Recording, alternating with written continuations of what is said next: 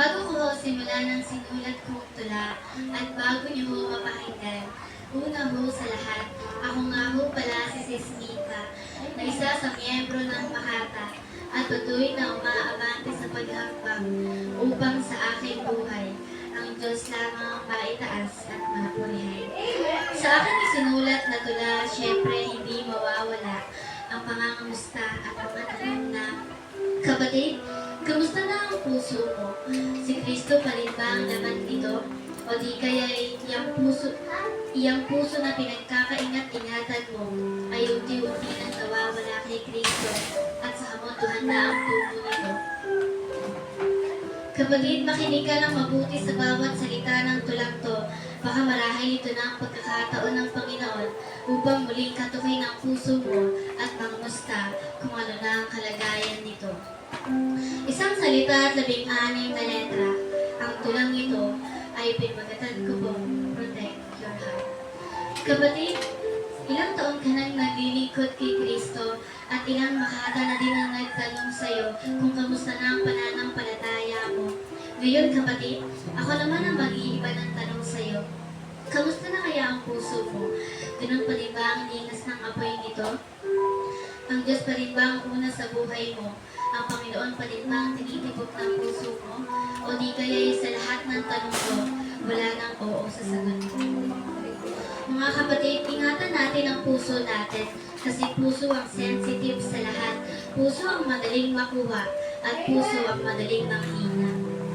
Sa henerasyon natin ngayon, maraming mga kabataan na nakakagawa ng maling desisyon at nagpadalos-dalos sa bukso ng nararamdaman at sumasabay sa uso ng kamunduhan. At aminin natin na minsan din tayong ganyan. Kaya kapatid, gumising ka. Huwag ka nang tumulad sa kanila dahil tandaan mo hindi ka sila. Tandaan mo, Kristiyano ka.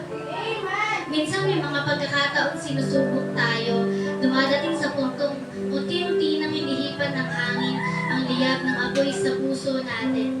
Kapatid, reminder lang sa'yo, huwag lang sana strict sa TikTok ang paapoyin mo. Patuloy sana ang pananampalataya mo. Kasi paalala ng Diyos sa'yo, always keep the fire burning. At syempre, huwag lang din sana ang pananampalataya mo ang paapoyin mo at ingatan mo.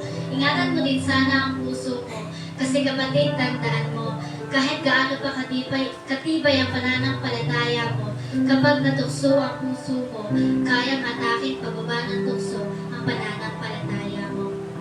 Pero kapatid, huwag kang mag-alala. Sabi nga ng Diyos sa Biblia, sa Philippians 4:6, be careful for nothing, but in everything by prayer and supplication with thanksgiving, let your request be made known unto God.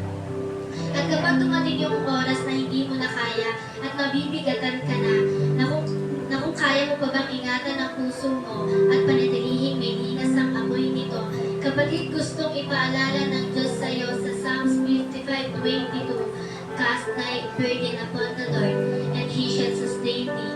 He shall never suffer the righteous to be moved. Kapatid, always protect your heart.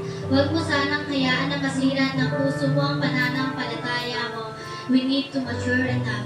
Dapat tayo bilang mga Kristiyano, our ability to grow is infinite. Hindi sa harap ng tao, kundi sa harap at ikalulugod ni Kristo.